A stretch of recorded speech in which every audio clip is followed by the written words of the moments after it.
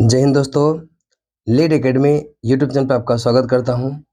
आज आपका बिहार दरोगा का यह सीरीज जो होगा दूसरा सीरीज है। इसके पहले हम एक सीरीज में पाषाण काल पढ़ाए हैं और आज हम लोग सिंधु घाटी सभ्यता से संबंधित प्रश्न को देखेंगे और प्रश्न से संबंधित जितना भी एक्सप्लेनेशन होगा उसका भी करेंगे। अभी जो इसमें हम करवा रहे हैं घटना चक्र जो 2024 का आया है उसी को हम करवा रहे हैं। और याद रखिएगा जो भी दरोगा की तैयारी करते हैं, दरोगा की तैयारी में सबसे पहले आप बुक को सोर्स को लिमिट कर लीजिए।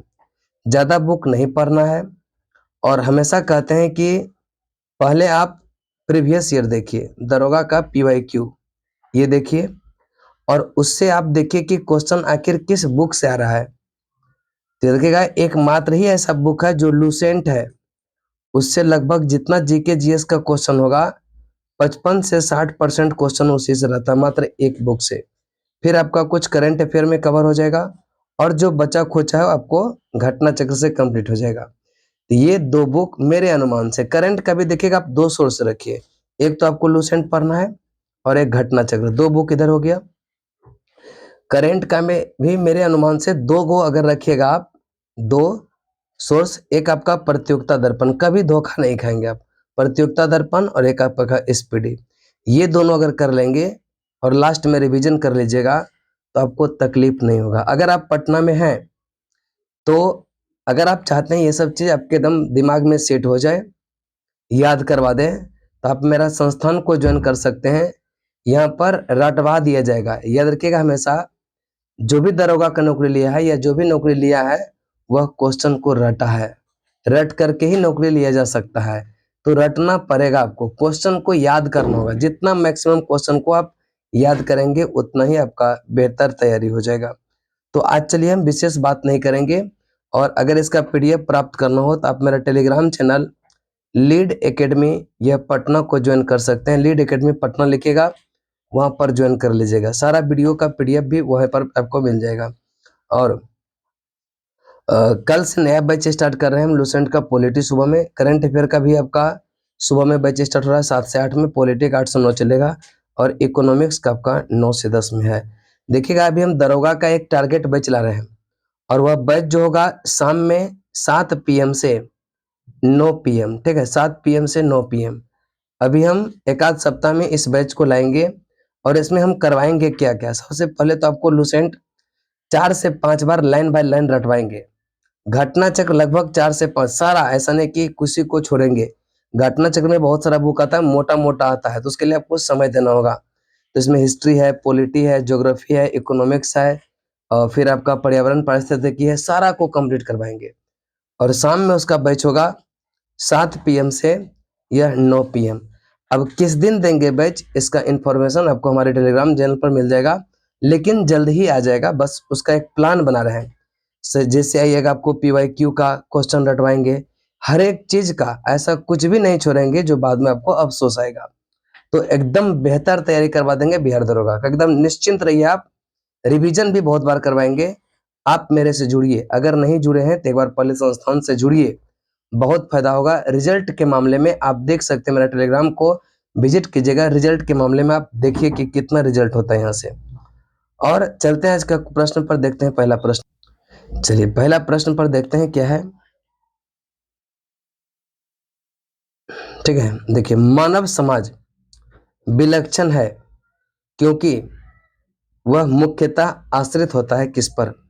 याद रखिएगा मानव समाज में परिवर्तन होते रहता है क्योंकि हमारा समाज जो है अर्थव्यवस्था पर डिपेंडेंट रहता है, आश्रित रहता है। जैसे ही अर्थव्यवस्था का माध्यम चेंज होते रहता है वह समाज भी क्या होता है, चेंज हो जाता है। मानव समाज विलक्षण या विशिष्ट होता क्योंकि वह मुख्यतः अर्थव्यवस्था पर आश्रित होता। अर्थव्यवस्था में जैसे जैसे परिवर्तन होता वैसे वैसे समाज में भी क्या होता, परिवर्तन होते रहता। जैसे कि खाद्य संग्रह, कृषि उत्पादन, उद्योग। अब देखिएगा जब हम पहले की बात करेंगे, पाषाण काल की बात करेंगे, तो उस समय लोग जो थे वह खाद्य संग्राहक और आखेटक थे, शिकारी थे। लेकिन अब देखिएगा खाद्य संग्राहक या शिकारी से अब हो गया क्या, पशुपालक, पशुपालक और खाद्य उत्पादक हो गया। पहले खाद्य का उत्पादन नहीं करता था, अब खाद्य का उत्पादन भी, चूंकि खेती बाड़ी करते हैं तो पहले पुरापाषाण काल की अगर हम बात करेंगे तो उस समय नहीं होता।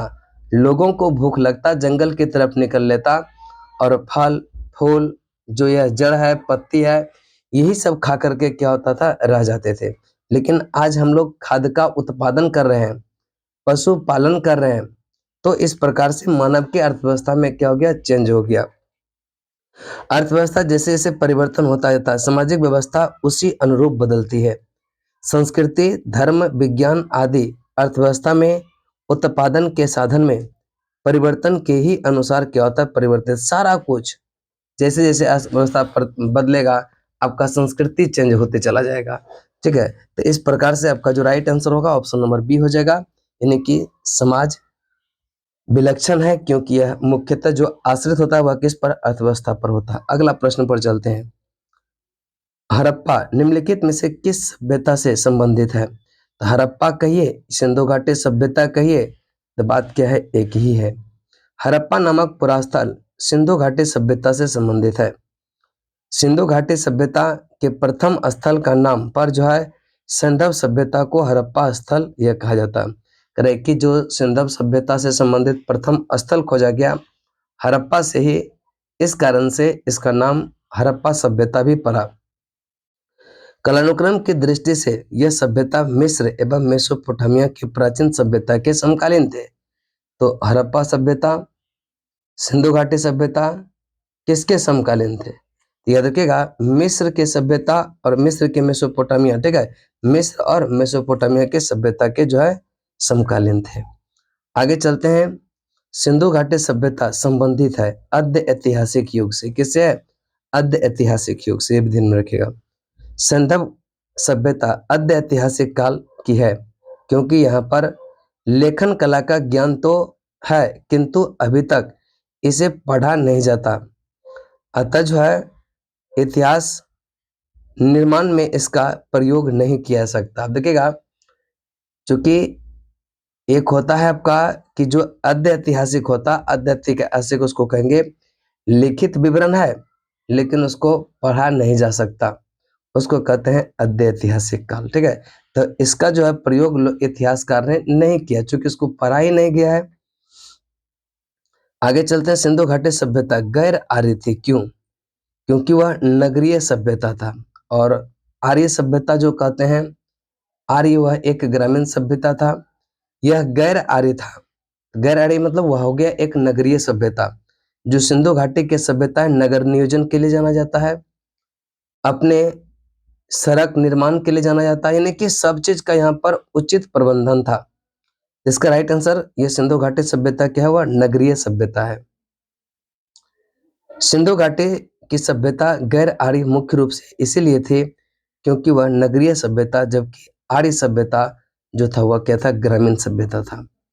सिंधु घाटी सभ्यता को यह आर्य से पूर्व की रखे जाने वाले महत्वपूर्ण कारक क्या है? यह मृत भांड। कौन सा है? मृत भांड। अब देखते हैं, करें कि सिंधु घाटी सभ्यता की सिंधु घाटी सभ्यता लिपि ज्ञान और नगर नियोजन आदि के संदर्भ में आर्यों से अधिक विकसित थी।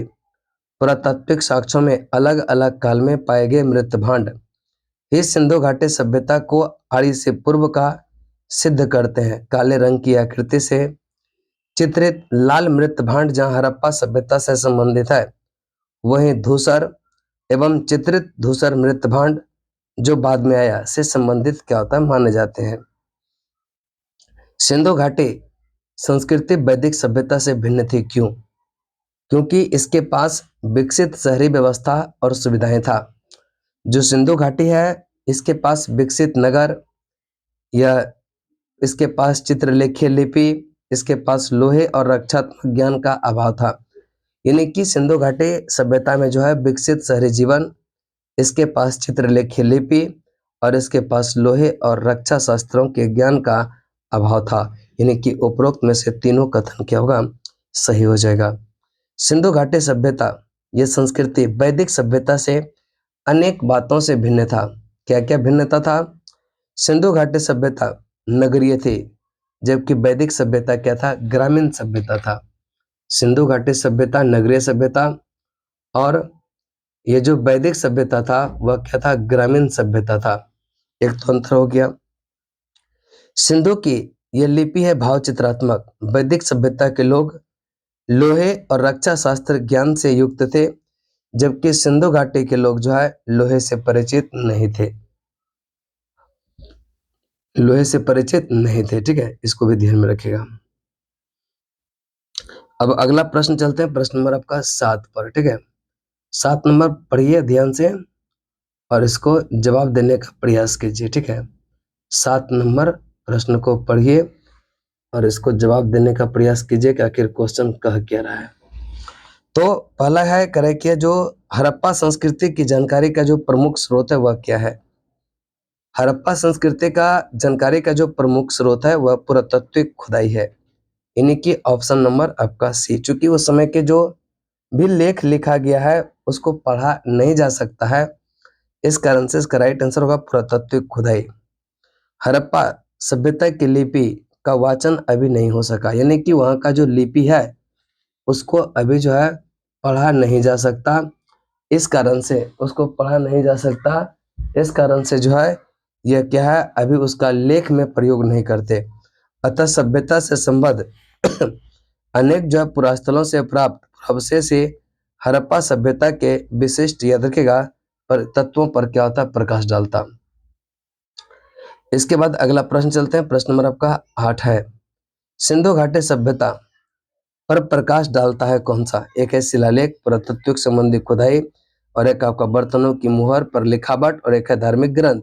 इसका राइट आंसर आप जानते होंगे, अभी तुरंत जस्ट हुआ है कि कौन सिंधु घाटी सभ्यता पर प्रकाश डालता, पुरातत्विक संबंध याद रखेगा खुदाई। अगला प्रश्न की तरफ चलते हैं, प्रश्न नंबर आपका 9, सिंधु घाटी के निवासियों की सभ्यता को जानने का मूल स्रोत क्या है। यह मोहरे हैं। सिंधु घाटी सभ्यता के का जानने का जो मुख्य स्रोत है वह क्या है, मोहरे हैं। ठीक है, मोहरे। चलिए देखते हैं इसका एक्सप्लेनेशन को। करें, सिंधु सभ्यता से संबद्ध विभिन्न पुरास्थलों की खुदाई के फलस्वरूप वहां से प्राप्त 3000 से अधिक मोहरें इस सभ्यता के विषय में जानकारी के सर्वाधिक महत्वपूर्ण साधन है। मोहरों पर अंकित चित्रों के माध्यम से सिंधु सभ्यता के विभिन्न क्रियाकलाप एवं विश्वासों पर क्या होता है, प्रकाश पड़ता है। आगे चलते हैं, हड़प्पा सभ्यता के संदर्भ में कौन सा कथन, यह कौन सा जोड़ा जो है सही नहीं है। चलिए अगला प्रश्न चलते हैं, प्रश्न नंबर आपका 10, करे कि हड़प्पा सभ्यता, देखिएगा किसने यह कथन कहा था। हड़प्पा सभ्यता ने मेसोपोटामिया सभ्यता से प्रेरणा ली, यह कथन है J.H. मैके का। किसका है, J.H. मैके का। यह जो है M. रफीक मुगल का नहीं, यह कथन गलत है। सुमेर से लोगों का पलायन, यह E.J.H. मैके का, यह कथन सही है। पश्चिमी एशिया से सभ्यता का विचार का प्रवसन है, यह कथन है मार्टिमल व्हीलर का। हड़प्पा सभ्यता का उद्भव पूर्व हड़प्पा सभ्यता की परिपक्वता के परिणाम स्वरूप हुआ, यह है अमलानंद घोष का। ये 3 कथन सही है। कहता है कि कौन सा कथन गलत है, तो गलत आपका ऑप्शन नंबर ए हो जाएगा। ठीक है, ऑप्शन नंबर ए। अब देखिएगा इसका हम डिटेल चलेंगे एक्सप्लेनेशन पर। हड़प्पा सभ्यता की उत्पत्ति के संदर्भ में अनेक विद्वानों ने अलग अलग मत प्रस्तुत किया। करे कि जो हड़प्पा के उत्पत्ति के भी संदर्भ में अलग अलग वैज्ञानिकों का अलग अलग सोच है, और इसके समाप्ति का भी अलग अलग वैज्ञानिकों का अलग अलग सोच है। तो उत्पत्ति के बारे में देखते हैं किसका कैसा सोच है। J.H. मैके का मानना है कि हड़प्पा सभ्यता की उत्पत्ति सुमेर मेसोपोटामिया के लोगों के प्रवसन के कारण हुआ है, और इन्हीं समरूप प्रवासन के सिद्धांत के इतिहासविद यह D.H. गार्डन तथा मार्टिमर व्हीलर का मानना है कि हड़प्पा सभ्यता की उत्पत्ति पश्चिमी एशिया से सभ्यता के विचार के प्रवसन से हुआ। यह किसका है, गार्डन का और मार्टिमल व्हीलर का। इस संदर्भ में अमलानंद घोष का विचार है कि हड़प्पा सभ्यता का जो उद्भव है वह पूर्व हड़प्पा सभ्यता की परिपक्वता के परिणाम स्वरूप हुआ। यह किसका है, अमलानंद घोष का, ध्यान में रखिएगा। अस्टवर्ट, पिगट, फेयर सर्विस और George F Dales, Rafique Mughal आदि विद्वान स्थानीय उत्पत्ति के सिद्धांत को मान्यता देते हैं। एम रफीक मुगल का मानना है कि हड़प्पा सभ्यता का विकास रावी नदी के क्षेत्र में हड़प्पा में हुआ और इन्होंने इस पुरानी मान्यता का खंडन किया और हड़प्पा सभ्यता ने मेसोपोटामिया सभ्यता से प्रेरणा ली। तो अगला प्रश्न चलते हैं। प्रश्न नंबर आपका 11 है। सूची 1 को सूची 2 से मिलान करने के लिए कह रहा है। सूची 1 को सूची 2 से मिलान करने के लिए हड़प्पा का जो संबंध है दयाराम सहनी से, इनकी 1 का 3, Hastinapur B B Lal, Takshashila John Marshall, Kaushambi N G Majumdar. ध्यान में रखिएगा, हड़प्पा का खोज दयाराम सहनी, हस्तिनापुर का बीबीलाल, कौशाम्बी का एनजी मजूमदार और तक्षशिला का जॉन मार्शल। इसका राइट आंसर होगा आपका यह 3 4 2 1 3 4 2 1 जो ऑप्शन में होगा वही आंसर होगा। ऑप्शन नंबर आपका सी हो जाएगा। अगले प्रश्न की तरफ चलते हैं। प्रश्न नंबर आप देख लेते हैं। पहले करें कि हड़प्पा का किसने? दयाराम सहनी, हस्तिनापुर बीबीलाल, तक्षशिला का जॉन मार्शल, कौशाम्बी का एनजी मजूमदार है। भारत में चांदी की उपलब्धता के प्राचीनतम साक्ष्य मिलते हैं कहाँ से? यह हड़प्पा संस्कृति में चांदी की उपलब्धता का साक्ष्य हड़प्पा संस्कृति से मिलते हैं। अब देखिएगा, हड़प्पा वासियों को चांदी की जानकारी थी। मोहनजोदड़ो और हड़प्पा के निवासियों के मध्य इनकी विधिवत प्रयोग के साक्ष्य मिलते हैं। ये लोग मुख्यतः राजस्थान के जावर और अजमेर के खान से चांदी प्राप्त करते थे। अगला प्रश्न चलते हैं। हड़प्पा में जो है मिट्टी के बर्तन पर सामान्यतः किस रंग का उपयोग हुआ? लाल का। ध्यान रखिएगा, हड़प्पा में मिट्टी के बर्तनों पर सामान्यतः किस रंग का उपयोग हुआ है? यह लाल रंग का उपयोग हुआ है। प्रारंभिक हड़प्पा सभ्यता में पैर से जो है चालित चाक का प्रयोग किया जाता था। करे कि जो पहले चाक का प्रयोग करते थे उसका जो चलाते थे वो लोग पैर से चलाते थे। सभ्यता की परिपक्व अवस्था में हाथ से चालित चाक का प्रयोग किया जाने लगा। ये जो जिसे देखें ना, कुम्हार लोग जो मिट्टी का बर्तन बनाते हैं हाथ से चाक चलाते थे, तो वो आप लोग देखे होंगे कि कुम्हार मिट्टी का बर्तन हाथ से जो है मूव करवाते थे चाक को। लेकिन आज जो है फिर वही मशीनी प्रक्रिया हो गया, मशीन से शुरू करता है। लेकिन पहले एक डंडा लेकर के घुमाते थे हाथ से। तो पैर वाला हम लोग भी नहीं देखे हैं, उम्मीद करते हैं कि आप लोग भी नहीं देखे होंगे। लेकिन ये जो हाथ वाला है वो हम देखे हैं। डिजाइन के आधार पर बर्तनों की 2 श्रेणियां थी। एक तो बिना डिजाइन वाले मृत भांड और दूसरा चित्रित मृत भांड की। मृत भांडों के को बनाने वाले मिट्टी से में जो है रेत का मिश्रण किया जाता, जिनको पकाने पर यह हल्के भूरे लाल रंग का ग्रहण कर लेती और इन मृत भांडों के ऊपरी हिस्सों में लाल रंग की पुताई कर दी जाती और निचले हिस्से में काले रंग से जो है विभिन्न प्रकार के चित्रकारी कर दिया जाता। ऊपरी रंग में लाल रंग का पुताई और नीचे में यह काले रंग से क्या होता था? चित्रकारी कर दिया जाता, जिससे कि खूबसूरत देखने को मिलता। मूर्ति पूजा जो है कब आरंभ हुआ? तो मूर्ति पूजा आरंभ हुआ पूर्व आर्य। मूर्ति पूजा का प्रारंभ पूर्व आर्य काल से माना जाता। सिंधव सभ्यता में मूर्ति पूजा प्रचलित थी। इसके उदाहरण अनेक सिंधव पुरास्थलों से प्राप्त मातृ देवी की मृण मूर्तियां तथा मोहरों पर प्राप्त चित्र हैं। इसके बाद 15 नंबर प्रश्न पर देखते हैं क्या है। निम्नलिखित पशुओं में से किस एक का हड़प्पा संस्कृति में पाई गई मोहरों और टेराकोटा कलाकृति में निरूपण नहीं हुआ था? इसका राइट आंसर होगा गाय का निरूपण नहीं हुआ था, जबकि हाथी, गैंडा, बाघ का निरूपण हुआ था। हड़प्पा संस्कृति के मोहर एवं टेराकोटा कलाकृति में गाय का चित्रांकन नहीं मिलता, जबकि हाथी, गैंडा, बाघ, हिरण, भेड़ा आदि के अंकन मिलते हैं। गाय को महत्व जो दिया गया वह वैदिक काल से प्राप्त हुआ। अगला प्रश्न है, निम्नलिखित में कौन एक हड़प्पा स्थल नहीं है? तो यह सोहगौरा जो है हड़प्पा स्थल नहीं है, जबकि चंद्रो, कोटदीजी, देसलपुर ये सब हड़प्पा संस्कृति से स्थल से संबंधित है। सोहगौरा नहीं है। अब देखिएगा, सोहगौरा उत्तर प्रदेश के गोरखपुर में राप्ती नदी के किनारे। तो सोहगौरा राप्ती नदी के तट पर गोरखपुर उत्तर प्रदेश में है और यह मौर्यकाल ताम्रपात्र अभिलेख में मिला है, जिसमें कि यहाँ अन्नागार होने का विवरण मिलता। तो सहगौरा का जो संबंध है वह मौर्यकालीन से है। चंद्रो, कोटदीजी, देसलपुर तीनों हड़प्पा से जुड़े नगर थे। चंद्रो कोटदीजी वर्तमान में पाकिस्तान के सिंध प्रांत में, जबकि देसलपुर कहेंगे तो यह गुजरात में पड़ता है। देसल कहाँ पड़ता है? गुजरात में, इसको भी ध्यान में रखिएगा। इसके बाद अगला प्रश्न की तरफ चलते हैं। फिर है सूची 1 को सूची 2 से मिलान करें। अब है एक है प्राचीन और एक है पुरातात्विक खोज कि कहाँ से मिला। प्राचीन और एक है पुरातात्विक खोज की कहाँ से मिला। जैसे कि हम जूता हुआ खेत की बात करेंगे तो जूता हुआ खेत कालीबंगा से, गोदीवारा लोथल से, धौलावीरा से, ये देखिएगा हड़प्पन लिपि के बड़े आकार के 10 चिन्हों वाला शिलालेख धौलावीरा, बनावली से पक्की मिट्टी के बनी हुई हल्की प्रकृति। तो ये सब यानी कि 2, 1, 4, 3 इसका राइट आंसर होगा। तो सबसे पहले अगर लोथल से बात करेंगे तो गोदीवारा, जूता हुआ खेत का साक्ष्य कालीबंगा से, धौलावीरा हड़प्पन लिपि के बड़े आकार के 10 चिन्हों वाला शिलालेख, और बनावली से मिट्टी के ये जो है बनी हुई हल्की प्रकृति।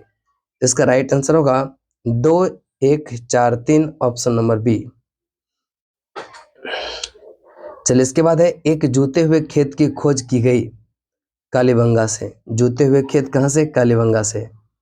अब देखिएगा फिर वही क्वेश्चन है, किस हड़प्पन नगर में जूते हुए खेतों के निशान मिले हैं? कालीबंगा से जूते हुए खेतों के निशान मिले हैं। अगला प्रश्न चलते हैं, प्रश्न नंबर आपका 20। सूची 1 को सूची 2 से मिलान करने के लिए कह रहा है। फिर अब देखिएगा हड़प्पा का जो संबंध है समाधान R37 से, लोथल गोदीवारा अभी बताए, कालीबंगा से जूता हुआ खेत, मोहनजोदड़ो से नर्तकी की मूर्ति। ध्यान रखिएगा 1, 2, 4, 3 1, 2, 4, 3 यानी कि हड़प्पा से अगर हम कहेंगे कि समाधान R37 कहाँ से? हड़प्पा, गोदी, लोथल, नर्तकी की मूर्ति, मोहनजोदड़ो, जूता हुआ खेत, कालीबंगा से। ठीक है, इसका राइट आंसर हो जाएगा आपका डी, हड़प्पा यह समाधान R37, लोथल गोदी, कालीबंगा जूता हुआ खेत, मोहनजोदड़ो नर्तकी की मूर्ति।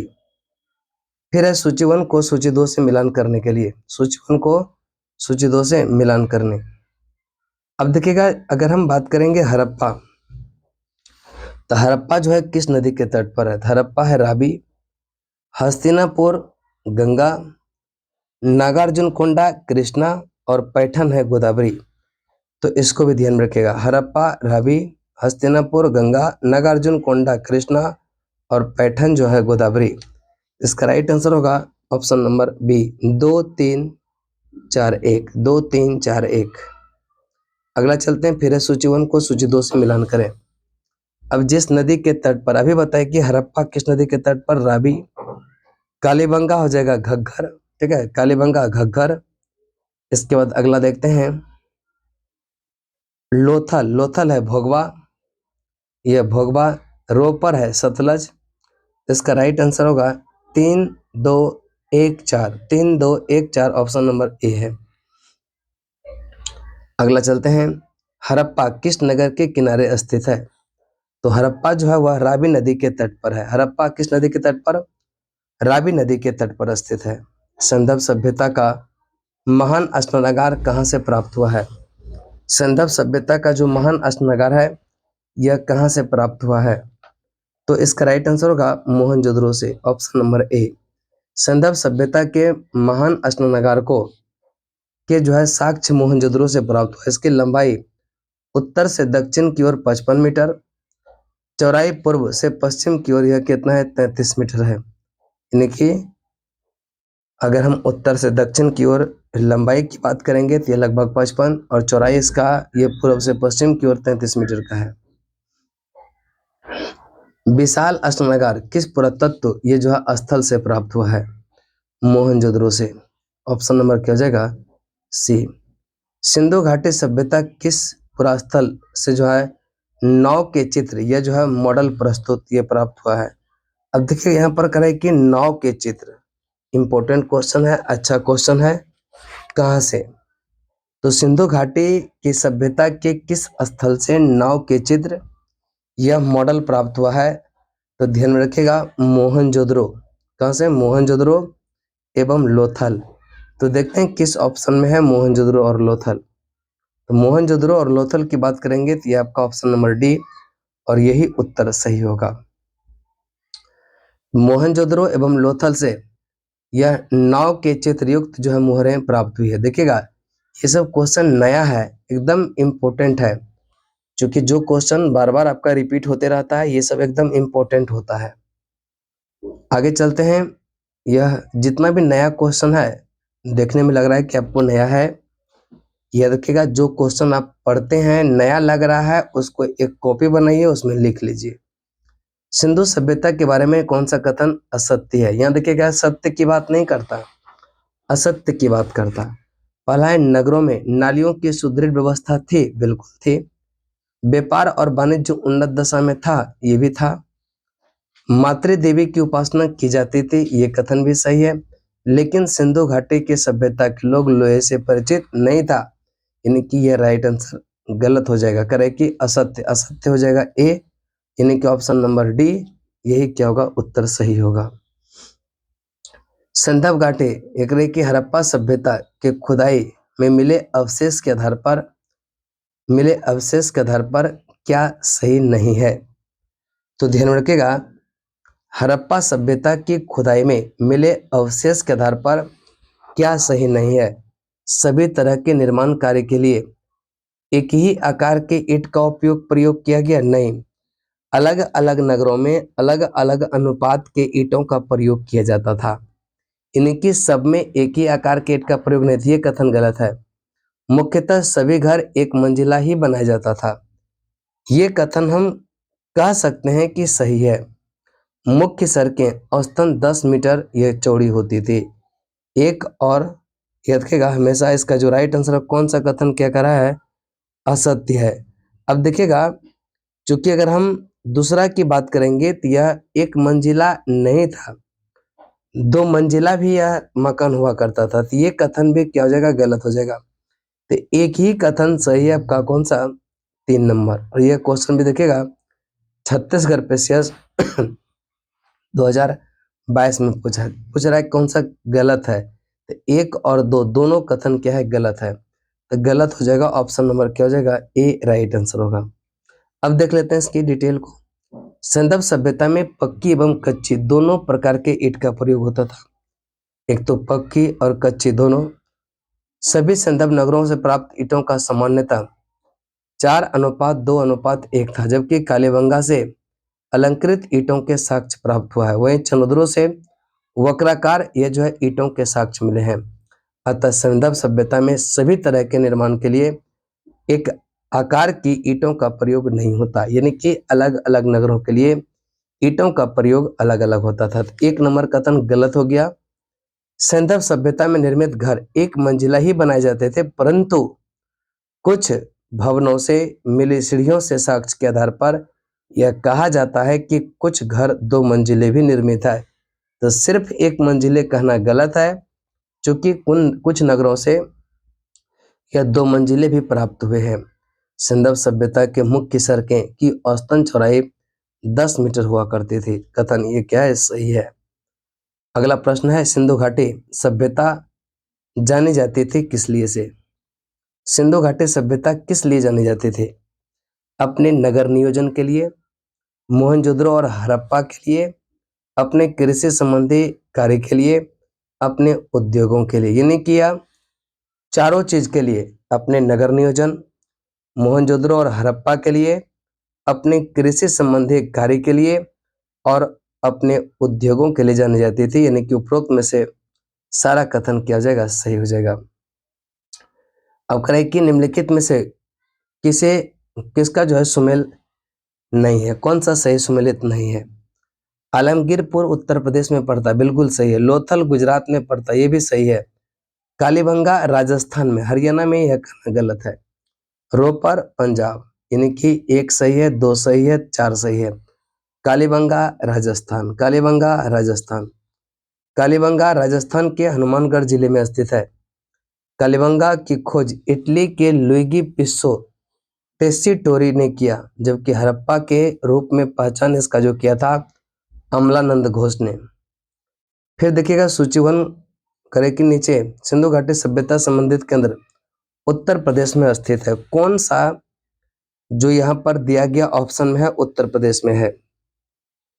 अभी हम बताएं कि कालीबंगा यह कहाँ पड़ता है, राजस्थान में, और लोथल बोले कि गुजरात में, हुलास पड़ता है उत्तर प्रदेश, आलमगीर पूर्वी पड़ता है उत्तर प्रदेश। यानी कि 3 और 4 ये दोनों जो जगह है उत्तर प्रदेश में है, और ये पूछ भी रहा है कि कौन सा उत्तर प्रदेश में है। इसका राइट आंसर होगा 3 और 4, ऑप्शन नंबर क्या हो जाएगा डी। कालीबंगा राजस्थान में तथा लोथल गुजरात में स्थित है। आलमगीरपुर उत्तर प्रदेश के मेरठ जिला में, हुलास सहारनपुर जिले में स्थित है। इसके बाद अगला प्रश्न है प्रश्न नंबर आपका 32। प्रश्न नंबर 32 चलते हैं। निम्नलिखित में कौन जो है हड़प्पा कालीन स्थल गुजरात में है। अब देखिएगा अभी बताए थे कि लोथल कहाँ पर था, गुजरात में। आपका राइट आंसर हो जाएगा ऑप्शन नंबर ए, जो लोथल है वह कहाँ पर, गुजरात में। अगला प्रश्न है प्रश्न नंबर आपका 33। हड़प्पा संस्कृति के स्थल एवं उनकी स्थिति संबंधी जो है निम्नलिखित युगों में कौन सा एक सही सुमेलित नहीं है। तो आलमगीरपुर उत्तर प्रदेश बिल्कुल सही है, बनावली हरियाणा ये भी सही है, दैमाबाद महाराष्ट्र ये भी सही है, राखीगढ़ी, तो राखीगढ़ी पड़ता है हरियाणा में, राजस्थान में नहीं पड़ता। ये कथन गलत है। पूछ भी रहा है कि कौन सा गलत है, तो राखीगढ़ी यह हरियाणा में पड़ता, राजस्थान में नहीं पड़ता। ऑप्शन हो जाएगा आपका डी। राखीगढ़ी हरियाणा के हिसार जिले में घग्गर नदी के तट पर स्थित है। नदी सब भी ध्यान में रखेगा कि जो राखीगढ़ी है वह घग्गर नदी के किनारे है। निम्नलिखित में से कौन हड़प्पा संस्कृति के पूर्वी सीमांत का निर्धारण करता है। आलमगीरपुर, ऑप्शन नंबर हो जाएगा सी। हड़प्पा सभ्यता का सर्वाधिक पश्चिमी पुरास्थल सुतका गेंडोर, जो कि पश्चिमी बलूचिस्तान पाकिस्तान में, और पूर्वी स्थल है आलमगीरपुर जो उत्तर प्रदेश में है, और सबसे उत्तर में मांडा जो जम्मू कश्मीर में है, दक्षिणी पुरास्थल दैमाबाद जो कि महाराष्ट्र में स्थित है। आगे है सूची 1 को सूची 2 से मिलान करने के लिए। सूची 1 को सूची 2 से मिलान करने के लिए करें कि जो मांडा है, मांडा कहाँ पड़ता है, जम्मू कश्मीर में। दैमाबाद यह महाराष्ट्र में पड़ता है, दैमाबाद कहाँ पर, महाराष्ट्र में। कालीबंगा राजस्थान में, राखीगढ़ी हरियाणा में, तो मांडा जम्मू कश्मीर, कालीबंगा राजस्थान, दैमाबाद महाराष्ट्र, राखीगढ़ी हरियाणा में। अब आप ऑप्शन को मिला सकते हैं और चेक कर सकते हैं किसका कौन सा सही आंसर होगा। अब अगला प्रश्न चलते हैं, प्रश्न नंबर आपका 36।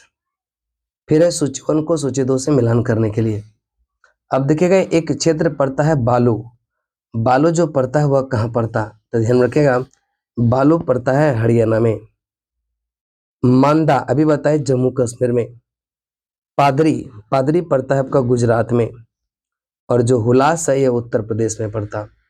तो बालू हरियाणा, मांडा जम्मू कश्मीर, पादरी गुजरात, और हुलास जो है उत्तर प्रदेश में पड़ता। अगला प्रश्न है प्रश्न नंबर आपका 37। हड़प्पा संस्कृति में कौन सा सिंध में अवस्थित है। कहे कि वह क्षेत्र जो सिंध में है वह कौन कौन सा है। तो अगर हम बात करेंगे कि यह मोहनजोदड़ो ये भी पाकिस्तान के सिंध क्षेत्र में, और चन्हुद्रो ये भी आपका सिंध क्षेत्र में पड़ता। हड़प्पा पाकिस्तान के पंजाब क्षेत्र में, और सुतका गेंडोर जो है यह गुजरात में पड़ता। तो ये दोनों सिंध प्रांत में नहीं होता, यानी कि 2 और 3 आपका राइट आंसर होगा option number B. Option number क्या हो जाएगा बी। अब आगे की प्रश्न की तरफ बात करेंगे हम। मोहनजोदड़ो निम्नलिखित में से कहाँ स्थित है। मोहनजोदड़ो निम्नलिखित में से कहाँ स्थित है, इसका राइट आंसर होगा यह आपका मोहनजोदड़ो की बात करेंगे तो मोहनजोदड़ो यह एक तो सबसे बात है कि पाकिस्तान में है, और पाकिस्तान के सिंध प्रांत में अवस्थित है। ऑप्शन नंबर आपका सी। चन्हुद्रो के उत्खनन का निर्देशन किया था किसने। समुद्रों के उत्खनन का निर्देशन किया था J.H. मैके ने। किसने किया था? J.H. मैके ने। अब देखिएगा अगला प्रश्न है 40 नंबर। सिंधु घाटी सभ्यता कौन सा स्थल अब पाकिस्तान में है? तो हड़प्पा। हड़प्पा ध्यान में रखिएगा, यह कहाँ पर है? पाकिस्तान में। हड़प्पा के अवशेष आधुनिक पाकिस्तान के पंजाब प्रांत के साहिवाल जिले में, और यह स्थल रावी नदी के तट पर स्थित है। यानी कि जो हड़प्पा है पाकिस्तान के पंजाब प्रांत में, साहिवाल जिला, रावी नदी के तट पर, जबकि कालीबंगा राजस्थान के हनुमानगढ़ जिले में, लोथल गुजरात प्रांत के जो है यह अहमदाबाद जिले में, और आलमगीरपुर उत्तर प्रदेश के मेरठ जिले में अवस्थित है। रंगपुर हड़प्पा समकालीन सभ्यता था। तो रंगपुर जो पड़ता है यह सौराष्ट्र का क्षेत्र है जो कि गुजरात में पड़ता। देखिएगा करें कि जो रंगपुर है वह गुजरात के सौराष्ट्र क्षेत्र में स्थित है। यह पाक हड़प्पा सभ्यता और उत्तर यह हड़प्पा कालीन जो है सभ्यता के साक्ष्य मिले हैं। चलिए अगला प्रश्न है, प्रश्न नंबर आपका 42। दधेड़ी एक पर्वतीय हड़प्पीय स्थल है, यह पंजाब का। तो दधेड़ी एक पर्वतीय यह हड़प्पा पुरा स्थल है जो कहाँ पड़ता है? पंजाब में। ध्यान में रखिएगा दधेड़ी कहाँ पड़ता है? पंजाब में। करेकिया दधेड़ी इसको कहते हैं कोटला दधेड़ी, एक पर्वतीय हड़प्पा पुरा स्थल है जो भारत के पंजाब प्रांत के फतेहगढ़ साहिब जिला गोविंदपुर के पास स्थित है। सिंधु घाटी सभ्यता कौन सा स्थल भारत में स्थित है? तो लोथल जो पड़ता हुआ कहाँ पर? गुजरात में। और जबकि हड़प्पा मोहनजोदड़ो ये दोनों पाकिस्तान में पड़ता। करेकुआ हड़प्पा नगर जिसके प्रतिनिधित्व लोथल का पुरातत्व स्थल करता किस नदी के तट पर है? तो लोथल भोगबा नदी के तट पर है। ध्यान में रखेगा। हड़प्पीय नगर लोथल गुजरात के अहमदाबाद जिले में भोगबा नदी के किनारे स्थित है। यहाँ सर्वाधिक महत्वपूर्ण उपलब्धि हड़प्पा कालीन बंदरगाह नगर है। हड़प्पा कालीन बंदरगाह नगर है। अगला है 45 नंबर प्रश्न। हड़प्पा सभ्यता जो स्थल है वह मोहनजोदड़ो स्थित है। करें कि जो हड़प्पा स्थल लोथल है वह स्थित है कहाँ पर? गुजरात में। तो लोथल कहाँ पड़ता है? गुजरात में। सिंधु घाटी सभ्यता का पत्तन नगर कौन सा है? लोथल है। ध्यान में रखिएगा सिंधु घाटी सभ्यता के पत्तन नगर है लोथल। निम्नलिखित में से कौन जो है हड़प्पा सभ्यता का बंदरगाह नगर है? तो लोथल और सुतकोद्दा ये दोनों जो है हड़प्पा नगर का बंदरगाह स्थल है। अब देखिएगा वीडियो ज्यादा लंबा हो जाता तो आपको हम 47 नंबर प्रश्न तक बताए हैं। 48 नंबर प्रश्न से और कल ये चैप्टर आपका क्या हो जाएगा? समाप्त हो जाएगा। ठीक है ना, समाप्त हो जाएगा। फिर अगला वीडियो हम लोग लेकर के आएंगे वह कंप्लीट वीडियो। ठीक है, इसी प्रकार से आगे बढ़ते जाएंगे। और आपको अगर वीडियो अच्छा लग रहा होगा चैनल को जरूर सब्सक्राइब कीजिएगा, दोस्तों के बीच शेयर कीजिएगा। जबरदस्त तरीके से आपका पूरा घटना चक्र का ये जो है तैयारी करवा देंगे और एकदम बेहतर कॉन्सेप्ट के साथ। तो आज यहीं तक, तब तक के लिए जय हिंद जय भारत।